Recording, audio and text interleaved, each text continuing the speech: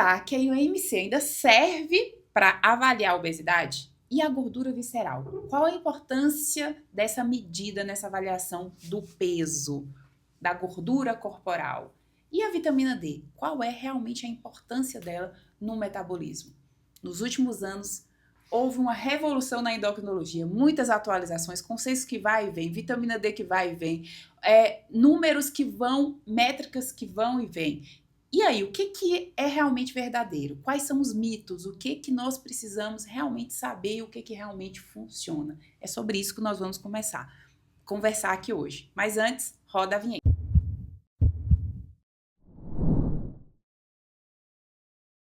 Olá, meu nome é Yara Guiar, eu sou médica cardiologista e sejam bem-vindos ao canal Por Você de Coração. Por aqui a gente acredita que você é protagonista da sua saúde. A imensa maioria das doenças são, sim, evitáveis. E mesmo quando já instaladas, as suas escolhas serão determinantes para viver com qualidade e ter longevidade. E hoje nós vamos falar sobre polêmicas, eu gosto pouco, né? Polêmicas, atualizações, o que está acontecendo aí. Nos últimos meses teve muito zoom na endocrinologia, né? Consenso de obesidade, atualização de reposição de vitamina D, são coisas que estão aí na internet com vários vídeos virais, mas eu não vou falar sobre isso sozinho. Eu chamei alguém aqui para apanhar junto comigo hoje, que é a endocrinologista. Sim, nós vamos apanhar, você sabe. Claro. É a doutora Sabrina Lucena, que é uma médica endocrinologista, fez faculdade de medicina em Caxias do Sul, né? Fez residência no Hospital Federal da Lagoa, né? No Rio de Janeiro, e é endocrinologista, membro da Sociedade Brasileira de Metabologia e Endocrinologia. Seja bem-vinda, Sá. Tá preparada para apoiar? Bora, vamos conversar sobre essas coisas polêmicas. Sobre coisas polêmicas. É porque aqui é um pouco o objetivo do canal. Desmistificar, né? Uhum. Não ter medo de mexer no vespeiro, não ter medo de se posicionar sobre algumas coisas que são ilusórias, vamos dizer assim. Então, a obesidade é considerada uma epidemia mundial. A OMS estimou que mais de 1 bilhão de pessoas, né, têm excesso de peso. No Brasil, dados aí de 2024 estimam que em 2044 metade 50% da população adulta do Brasil terá obesidade. Isso é, assim, assustador. Uhum. E nos últimos anos, a gente sabe que o conceito de obesidade mudou. A cardiologia entrou, né? A psiquiatria entrou. Uhum. A endocrinologia já vem lidando com isso há muito tempo, mas todas as especialidades vêm, de alguma forma, se especializando também no conhecimento e no tratamento de obesidade, e isso é muito bom, né? E aí, não basta, hoje em dia, olhar, tá? A gente tem um número, que é o IMC, não basta só olhar para isso, né? A distribuição de gordura realmente interfere, e como que está essa gordura? É aquela gordura que está lá nas vísceras, né? Dentro do nosso corpo, né? E além disso, tem as famosas deficiências hormonais, hormônio que vai, hormônio que vem, repõe hormônio, não repõe hormônio, repõe vitamina D e outros cofatores, coenzimas, até coenzimas, magnésio, coenzima Q10, K2, enfim. Todo mundo agora passou a entender e tá metendo o bedelho na especialidade sua. E aí a gente quer aqui, o objetivo é esse, sabe? Esclarecer. Obrigada pela tua presença, por ter topado aí falar um pouquinho sobre esse assunto e tentar esclarecer mais a população aí a respeito desse papo. Beleza, vamos lá? E aí, vamos começar falando sobre o último consenso, né, que foi atualizado de obesidade, que mudou algumas coisas. O que mudou no último conceito de obesidade? Caiu por terra o IMC, agora não usa mais IMC, porque o povo tudo transforma no problema, né? Mas vamos lá. O IMC, na verdade, é uma forma populacional da gente ver, né, se a pessoa está acima do peso. Já foi usado, é útil ainda, não caiu por terra, mas hoje a gente sabe que uma pessoa que tem um IMC mais alto, ela pode ter uma massa muscular muito grande, e ela pode pesar bastante, ter um IMC alto e não ser necessariamente obesa.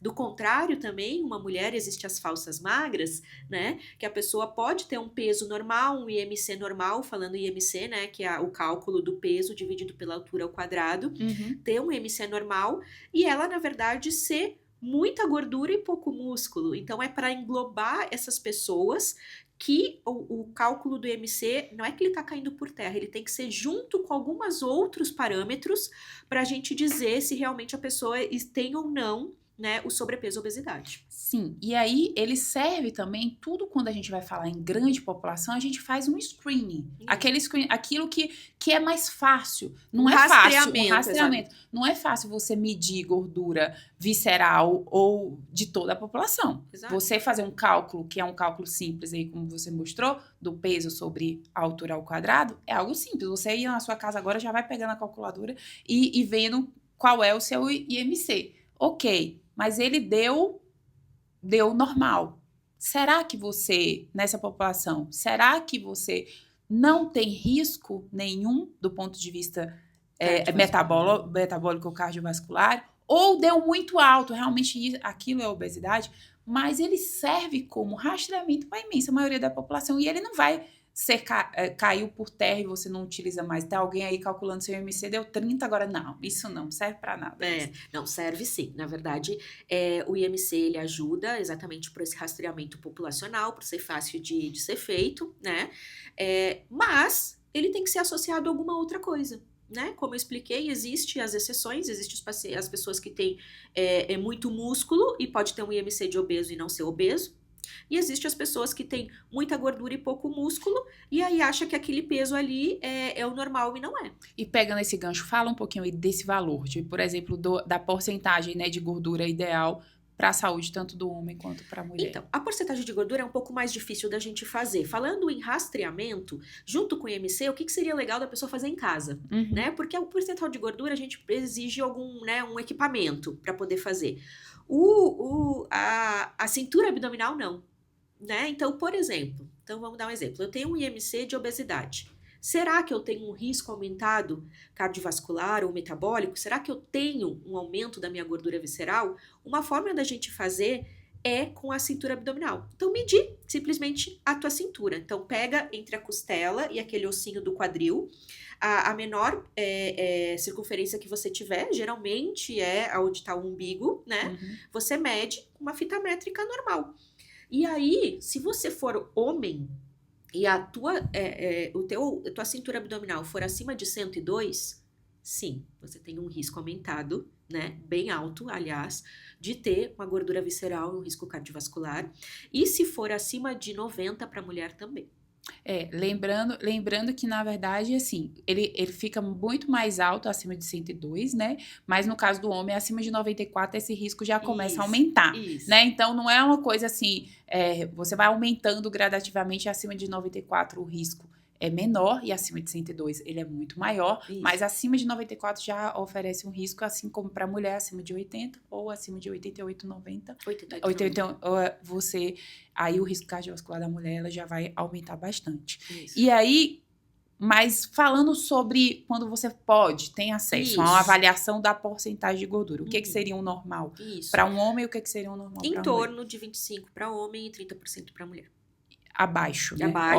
Isso é o normal. O corte, né? Exatamente. Abaixo disso vai estar ok e acima disso vai estar acima. Exatamente. E qual seria a relação entre essa gordura? Porque a gente está aqui falando, gordura visceral, o IMC ele não avalia isso de forma adequada, vamos medir a conferência abdominal, mas qual é a correlação entre gordura visceral e as doenças metabólicas em si? A gordura visceral é aquela gordura que fica entre os órgãos, ela fica dentro da barriga, é a gordura mais perigosa, é a gordura inflamada, é diferente da pochete, né? Da pochetinha que a gente que é a gordura que a gente chama... externa.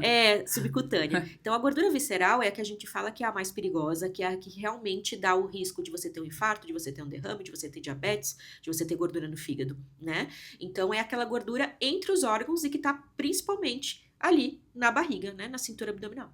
E essa gordura, esse tipo de gordura, ela predispõe, né, à liberação de fatores inflamatórios, e esses fatores inflamatórios contribuem para lesões cardiovasculares dentro dos vasos, com formação de placas de gordura dentro desse vaso, alterações de outros hormônios. Eu falo que serve como se fosse uma capa ali para entrada, para o funcionamento daquele órgão adequado, falando sobre esteatose hepática, por exemplo, que é aquela gordura no fígado, ela vai adoecendo, ela pode vir a desenvolver cirrose, né, no futuro. Antes se falava que cirrose era principalmente causada pela intoxicação alcoólica, mesmo pelo alcoolismo, mas hoje em dia a gente sabe que a obesidade nos Estados Unidos já é a principal causa de transplante, né, de fígado. Então, em última instância, a gordura visceral, ela representa que o corpo está completamente inflamado, produzindo fatores inflamatórios que contribuem para a formação de várias doenças no seu corpo, em última instância, das doenças cardiovasculares em si também. Né? Tá, então, o que realmente mudou, né? Vamos dizer agora. Né? Então, a gente passou a calcular o IMC ok, mas quais são os outros parâmetros ali? Então, a circunferência abdominal. O principal é a circunferência abdominal. Existem outros, né? Existe a relação cintura-quadril, que é mais ou menos a mesma coisa, na verdade, que você mede a cintura abdominal e faz a relação com a circunferência do quadril, né? E aí tem uma relação que com a altura, né? Não.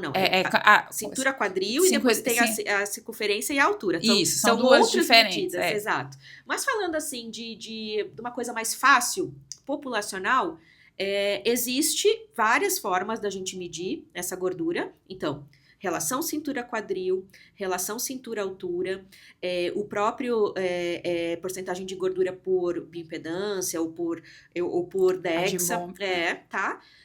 Mas eu acho que assim, falando numa população geral, a circunferência abdominal é o mais simples e vai ser bem fidedigno junto com o IMC, né? As duas coisas junto, que vai dizer se você tem um risco aumentado de ter essa gordura visceral, né? E essas relações que você faz, às vezes, com a altura ou mesmo com o quadril, ele vai dizer o quê? Por exemplo, com a altura, que é acima de 0,5, né? Se você tem... Tá se dizendo que você tá com aquela barriga muito grande, proporcionalmente ao seu corpo. Então, tudo isso tá se referindo em si à gordura visceral. A mesma coisa, exatamente. Só tá dizendo assim, a sua cintura abdominal é maior do que os outros parâmetros. Então, tem alguma coisa errada. Exatamente. E muito, muito, muito se fala sobre vitamina D hoje em dia. E a vitamina D em níveis baixos, ela pode afetar o que no nosso corpo? No metabolismo, disposição? Qual seria realmente o ponto de corte de avaliação da vitamina D? Coloquei maus lençóis. Vamos lá. Vitamina D, ela é, pra gente, considerada inclusive um hormônio, né? Falam que esse nome ficou errado, né? Isso. Colocou errado e acabou ficando, porque na verdade ele não é uma vitamina em si, né? Ela é um hormônio. Porque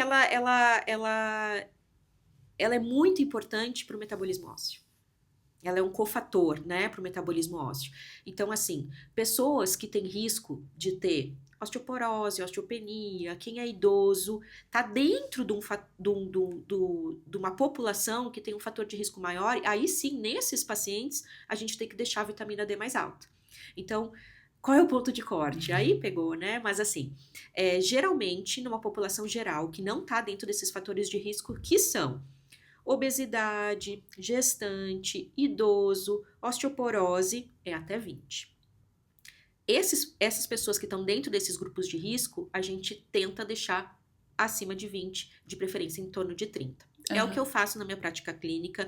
Eu acho que a vitamina D hoje, ela tá muito fácil, acessível, né? A vitamina D, para quem não sabe, é a vitamina do sol, certo?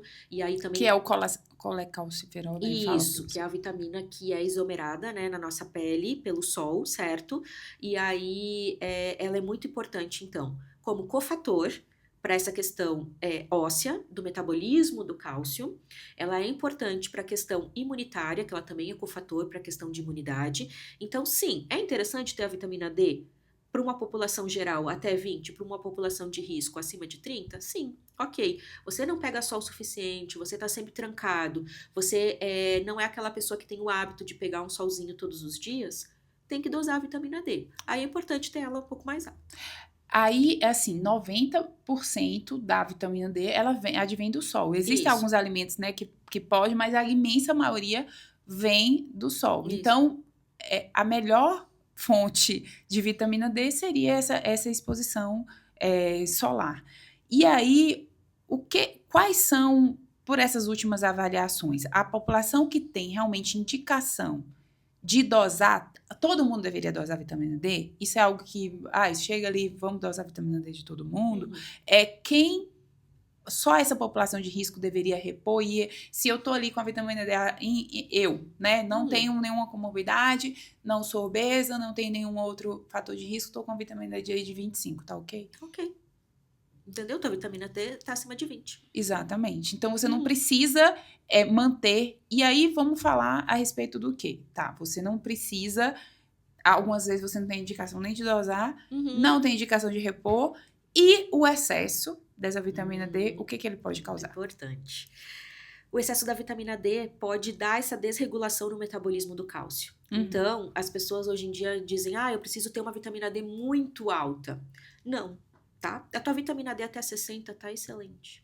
Vitamina D acima de 100 já é nível de intoxicação e pode já dar hipercalcemia, né? Aumento do cálcio no metabolismo ósseo. Então, assim, tem que cuidar. Como tudo, né? Na vida, vamos dizer assim, tudo que é em excesso pode ser perigoso, assim como tudo também em muita falta pode ser perigoso. Então, a vitamina D com falta é ruim, mas o excesso também é.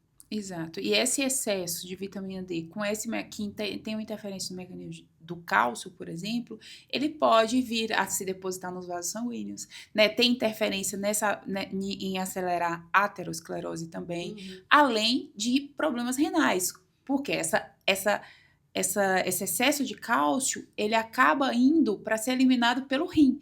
E esse rim, com essa sobrecarga de cálcio, ele pode se tornar insuficiente, não dá conta. E aí ele começa a falhar. A gente já teve em UTI, na unidade de emergência, casos de pacientes que sofreram intoxicação com vitamina D de internação, de necessidade de hemodiálise, de ir para a máquina de diálise, por conta de intoxicação de vitamina D, o que não é brincadeira. Como a gente falou no outro, sobre o episódio da tireoide, né?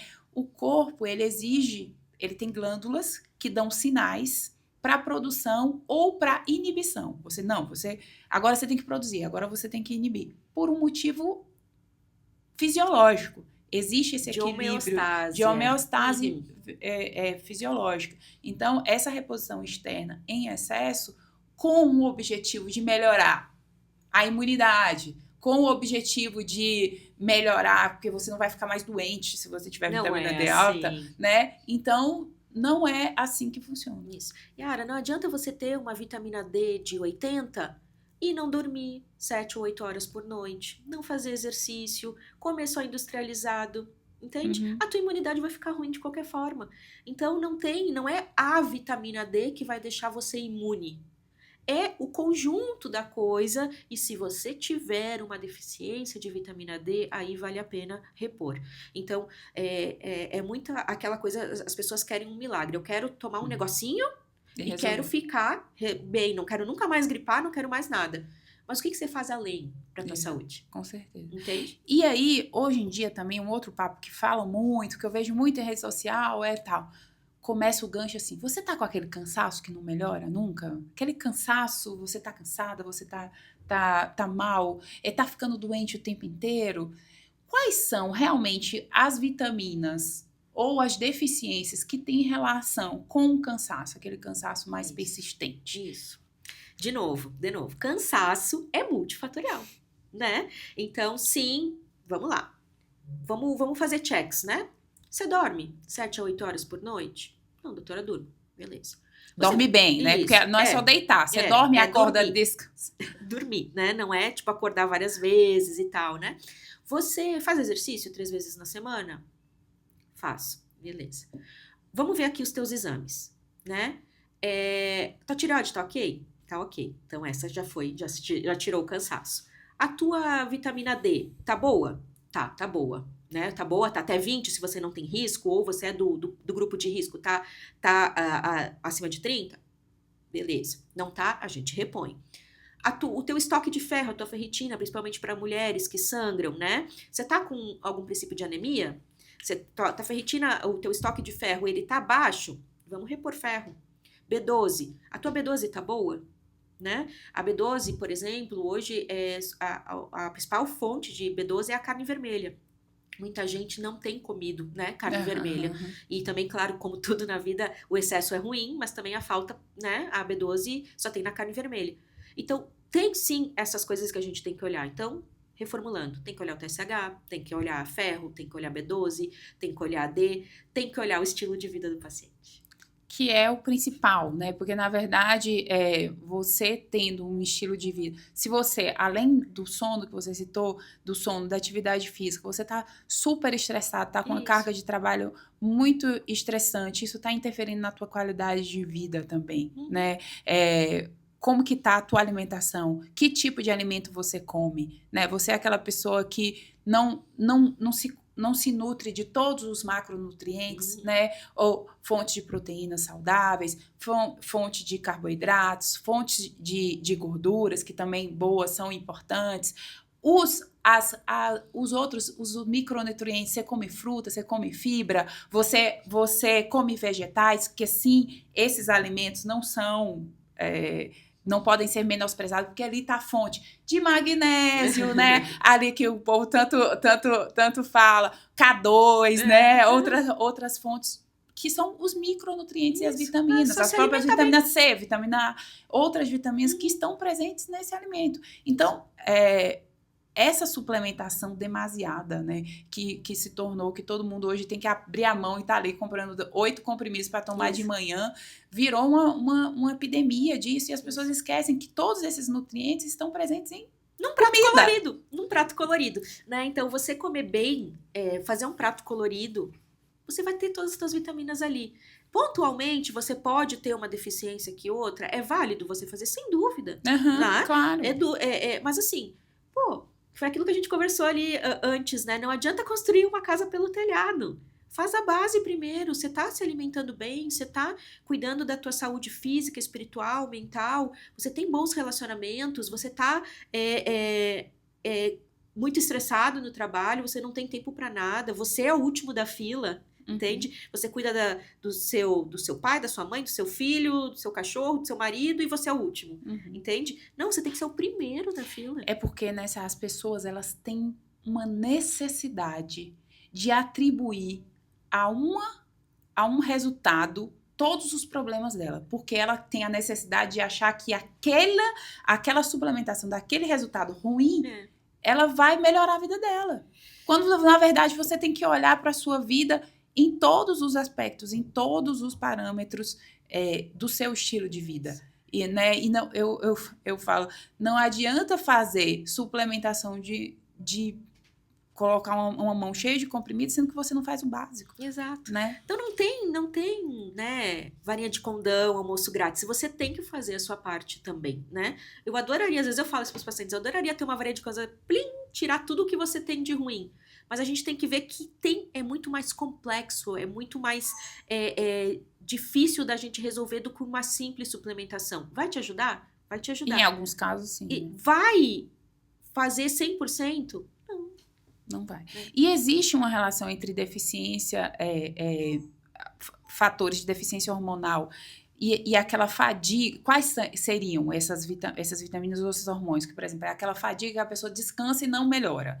Falando aqui, porque a gente está falando de um lado da galera que não olhou para os pilares do estilo de vida. Mas a galera que olhou para os pilares está ok. Quais são os principais fatores que estão atribuídos a essa cansaço, essa fadiga? Então, daí a gente tem que ver as vitaminas, a gente tem que ver tireoide. É muito comum isso, a gente vê cada dia mais, e talvez as mulheres não saibam, as mulheres 40 a mais ali no climatério. Exato, que é uma coisa que às vezes esquecem. Né? Isso, na verdade, a gente sabe que o cansaço, uma fadiga, né? Até uma coisa de dificuldade de pensamento mais lento e tal. Irritabilidade. Isso pode estar atrelado, sim, a essa questão de um climatério. Então, já pode ser um climatério inicial, que às vezes nem alterou ainda o hormônio, ou nem alterou ainda grandemente, né, o teu ciclo menstrual, e já pode ser uma causa, tá? Uma coisa que eu quero dizer, que isso também é muito comum, é que não existe a tal da fadiga adrenal.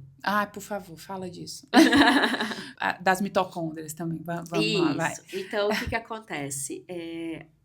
Houve uma época, acho que agora já até caiu, porque tudo, né, às vezes é moda, né? Às vezes aparece uma coisa. Daqui a pouco surgiu outra. Isso, então cada vez é uma coisa. Hoje nós estamos na trend do magnésio, mas já foi do glúten e da lactose, já Mas foi... continua do glúten e da não, lactose. mas tipo, já foi Tá, o maior, já tá né? menos. Então, já foi do glúten e da lactose, já foi o tal da fadiga adrenal, já foi... vários, né? Explica o que é essa fadiga adrenal que Isso. as pessoas se atribuem. Isso, então, as pessoas dizem que, na verdade, você tá com baixo cortisol, que é o hormônio do estresse, que é por isso que você tá muito cansado. Aham. Isso não existe, tá? Isso não existe. A nossa adrenal, que é uma glândula que produz o cortisol, né? Ela funciona perfeitamente sob demanda, tá? Então, assim, é muito raro, tá? Um paciente ter uma doença de insuficiência adrenal. É muito raro e não vai vir só com cansaço, né? Os sintomas de uma insuficiência adrenal, do qual realmente, por algum distúrbio, a tua glândula não está produzindo cortisol, você não vai ter só cansaço. Você vai ter cansaço, você vai ter hipotensão, você vai ter hipoglicemia, você É vai uma ter... doença extremamente grave. Exatamente. Não é um cansacinho, é uma doença extremamente grave. Isso. E não é repondo cortisol que você vai melhorar. Uhum. Pelo contrário, pode até piorar algumas outras coisas, né? Porque agora eu já me lembrei que porque acabou a fadiga adrenal e veio porque o pessoal começou a fazer o quê? Dar corticoide pra galera, Isso. né? Aí você tava dando corticoide pra galera, então dava corticoide pro povo, aí começou todos os outros problemas advindos do uso crônico de corticoide, que são imensos e inúmeros, inclusive até obesidade central, ganho de outras peso, coisas. Piora da glicose e tudo. E aí passou a atribuir muito, que é a minha próxima pergunta, atribuir agora a deficiência hormonal, né? Então, o problema da fadiga da mulher é o problema da testosterona. O problema do libido da mulher é a testosterona. Então, vamos lá. Quais são os fatores, falando sobre mulheres, né, que a gente sabe, quais são os fatores que interferem nessa você já falou sobre o climatério, começa a ter essa queda, mas eu quero falar especificamente quais são os fatores que interferem na libido da mulher, por exemplo.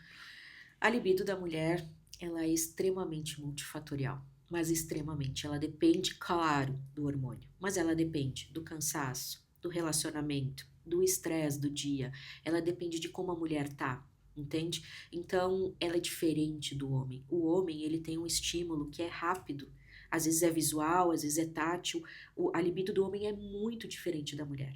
Então, não é, de novo, uma testosterona que vai fazer com que a mulher sinta, nossa, tô muito afim, né?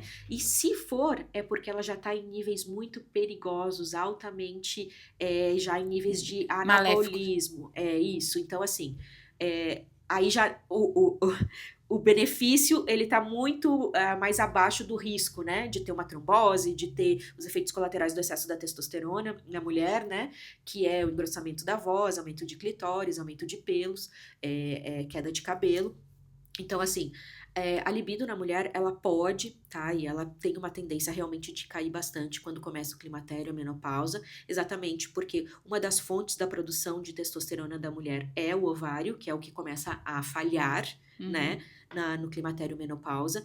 Então, existe sim uma queda de testosterona, só que pra gente repor testosterona tem que estar muito documentado que é dela, que a libido da mulher tá baixa, entende? Então, a gente tem que ver todos os aspectos emocionais e sociais. E aí a gente tem que mulher. atribuir também que durante o climatério, o que caracteriza esse climatério, que é que vai findar ali com a menopausa, é uma queda do estradiol, isso, né? Que é esse hormônio que é o hormônio feminino, né? E aí, essa queda também contribui para vários fatores, inclusive para a libido da mulher, né? Você não pode atribuir somente a um hormônio. Mais uma vez aqui a gente está falando sobre isso, né? E aí, qual é o papel desses outros magnésio, K2, nesse cansaço, nesse estímulo? Porque a gente vê muito, não sei se você pega muito em consultório, é aquela caixinha lá em cápsulas lá que tem ali. Tem magnésio, tem K2, tem coenzima 10, aí tem iodo também, às vezes tem T3, tem não sei o que lá. Que tristeza. Que tristeza, vamos lá.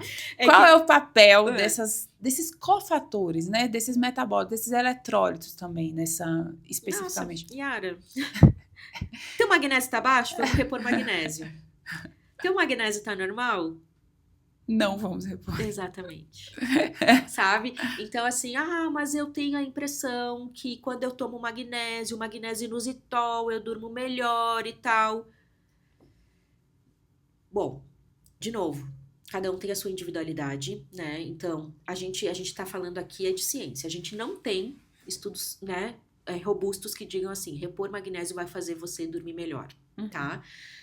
Você pode ter um efeito placebo, né, que ocorre em 30% dos casos, então eu posso te dar uma pílula, né, do que for, e você acredita que aquilo vai funcionar, e tá tudo bem se funcionar pra você, o importante é que você tá bem. Só que assim, desde que você faça uma coisa que não faz mal pra você, tá tudo certo. Agora, tem pessoas que usam magnésio 4, 5 vezes por dia. Eu já ouvi dizer que magnésio cura doença cardiovascular, que magnésio melhora câncer, eu já ouvi isso com meu paciente. Eu tenho que suplementar magnésio porque eu vou melhorar do meu câncer, entende? Então, assim, tudo não tem varia de condão. Tem que saber o seguinte, faz bem pra você? Ok, tá fazendo mal? Então vamos tirar. Então, é o que a gente estava conversando aqui. Iodo pode fazer muito mal pra tua tireoide? Pode. T3 pode fazer muito mal pra tua tireoide? Pode te dar uma arritmia? Pode. Então, não faz sentido você repor. E às vezes muitas coisas que as pessoas acham inocentes, que são inocentes, elas podem sim causar danos. Eu não sei quantas vezes eu já repeti isso aqui. Toda vez que você vai usar alguma suplementação, algum medicamento, o que você vai pensar primeiro? Tá? É seguro? É a primeira resposta. É seguro? Se for seguro, você passa para a segunda etapa. Mas se não for seguro, ela nem passa. Exato. A gente, quando está falando aqui de ciência, mas funcionou para mim. Isso é uma falácia do ponto de vista de ciência, né? Tá funcionando para você e tá causando quais prejuízos? Você já notou quais prejuízos está causando isso para você? Então, a primeira etapa é segurança. É seguro? Usou aquilo? Foi seguro para você? Foi seguro do ponto de vista científico? Isso. Aí você passa para outra etapa. Separa em grupos, nos 2 grupos. Um usou, o outro não usou. Randomizou, acompanhou. Não. Deu resultado ou não deu? Isso é estudo clínico, gente. Não tem como você simplesmente ignorar uma coisa dessa. Você faz um estudo clínico e você mostra ali, não teve benefício. Como, por exemplo, a gente usa, por exemplo, magnésio em alguns casos de pacientes com arritmias, que não controlou, as outras coisas. Usa em exceções, usa. Agora, K2, que é um metabólito que vai ajudar ali do cálcio realmente se depositar nesse processo, né, de reabsorção óssea, que é um dos cofatores, correto? Aí, por quê? Porque eu vou usar muita vitamina D e eu quero que esse cálcio, que a vitamina D metabolizou, ele vai grudar lá no osso. Então, eu uso só o K2 para que isso aconteça. Cara, você está pegando um efeito dando algo em excesso, garantindo que um cofator vai garantir a ida desse cálcio exatamente para onde ele deveria ir, ou para o metabolismo de imunidade, ou outras coisas, entendeu? Sendo que você ignora todos os outros fatos, que é o que você precisa. Você não é um rato de laboratório, você não está ali numa bancada, tá? Esse cofator serve para isso. Mas na prática clínica, ele funciona? Ele deu esse resultado? Se ele não deu, esquece o que você está falando. Exatamente. Entendeu? Exatamente. Né? Que isso é muito importante. E você falou sobre fadiga adrenal. A última pergunta aqui que eu queria fazer, porque também a gente vai para falar de polêmica, a gente pode fazer um react sobre as polêmicas da internet. Tá? Vamos ficar horas aqui. Mas existe alguma necessidade de dosagem? Porque, por exemplo, cortisol na rotina, estou estressada, é cortisol alto. Ou estou mal, ou é cortisol baixo. Existe alguma indicação disso? Não. Pronto, gente, não. Não, ponto. Não, ponto. Não se dosa cortisol para check-up. Ponto. E então, não se dosa, não se repõe, e não existe fadiga adrenal, não existe um fator só está interferindo em todo o seu cansaço, todo o seu sono, enfim. Eu acho que é isso. Eu queria trazer um pouquinho sobre a atualização da obesidade, trazendo um pouco a importância ali da medida da circunferência abdominal e da circunferência abdominal e da obesidade central, né? Que é visceral em si. Queria trazer muito a importância dessa questão da vitamina D, que nem todo mundo tem indicação de suplementar a vitamina D. E se você não está tomando vitamina D, você não está cometendo um crime, assim como não está cometendo um crime se você não estiver repondo magnésio K2 ou Q10 também, antioxidante, entre outras coisas. Não, você não está cometendo um crime. Assim como creatina também, que hoje em dia quem não estiver tomando creatina está cometendo um crime. Não, você não está cometendo. As modas que a gente está falando. As modas, né? Então, acredite em médicos éticos, corretos, né, que estão ali para ajudar você na sua saúde de uma forma adequada e cientificamente comprovada. O que você queria falar aí para finalizar, deixar suas redes sociais, enfim, para a gente fechar esse episódio? Eu queria dizer assim, que a gente tem que ter cuidado com as coisas que a gente coloca de suplementação, que não é aquilo, não necessariamente vai ser benéfico para você, tá? Procura um médico, faz os exames, fala as tuas queixas, vamos individualizar como é que é a tua rotina, como é que é os teus hábitos, quais são as deficiências que a gente pode corrigir para você, para tentar sanar as tuas queixas. Mas vamos tentar, dentro de um estilo de vida mais saudável, porque no final das contas, né, Yara, o que todo mundo quer é ser saudável. Com certeza. Né? Então, porque eu acho que se eu tomar um monte de vitamina eu vou ser saudável. Ok, mas você tá fazendo o básico? Porque o básico bem feito funciona. O básico bem feito funciona. Então, assim, dentro daqueles pilares do estilo de vida, né? Você tá cuidando da sua alimentação, da sua atividade física, do seu sono? Você fuma? Você bebe todo final de semana, se intoxica com álcool? Você tá estressado e não tem tempo para você? Quanto tempo você não tira férias? Né? Você tem tempo para tua família? Você tem relações saudáveis? Né? Você tem uma vida social fora do teu trabalho ou você vive para trabalhar? Né? Então, quando a gente fala assim, quero ter saúde, não é só uma pílula mágica. É um contexto. E talvez isso seja o mais difícil, porque o ser humano gosta de uma zona de conforto. Eu gostaria, assim como todo mundo, de ter uma coisa que fosse lá e resolvesse para você. Mas não é assim. Nós somos complexos, né? E aí você acaba colocando muita responsabilidade de resolver todos os seus problemas em algo que você vai tomar, e não é uma atitude que você tem que mudar. Exatamente. É muito mais fácil você atribuir isso, né? Isso. Não, você tem que mudar. Então, se você tá com várias queixas que não foram encontradas, obviamente aqui doenças, né, que justifiquem isso, não é a suplementação de vitaminas e hormônios que vai resolver o seu problema. Não, você tem que mudar. Isso. Né? Então é isso. Deixa as tuas redes sociais. Sim, minha rede social é @SabrinaLucena, Sabrina com Y, Lucena com C. Então, @SabrinaLucena Endócrino. Eu posto um pouco lá sobre essa rotina da mulher 40+, sobre tireoide, bastante sobre obesidade. Perfeito. E aí, como mensagem final, eu queria dizer o seguinte: nem toda deficiência de vitamina D ou hormonal, ela precisa de uma reposição. Você precisa observar os seus pilares do estilo de vida para avaliar aquilo que você precisa primeiro mudar, para num segundo momento, se houver a necessidade de fazer alguma reposição ou não. Né? Os pilares do estilo de vida, de sono, de atividade física, de alimentação adequada, de relações e estresse emocional, são fundamentais para conquistar essa saúde que todo mundo deseja, e com a chamada longevidade. E se você gostou, curtiu esse vídeo, esclareceu algumas dúvidas, conseguiu descobrir que você não precisa tomar cápsulas e cápsulas de remédio, de suplementos por dia, encaminha para sua família esse vídeo, curta, compartilha. Se ficou com alguma dúvida, quer esclarecer alguma coisa, coloca aí nos comentários que a gente vai esclarecer para vocês.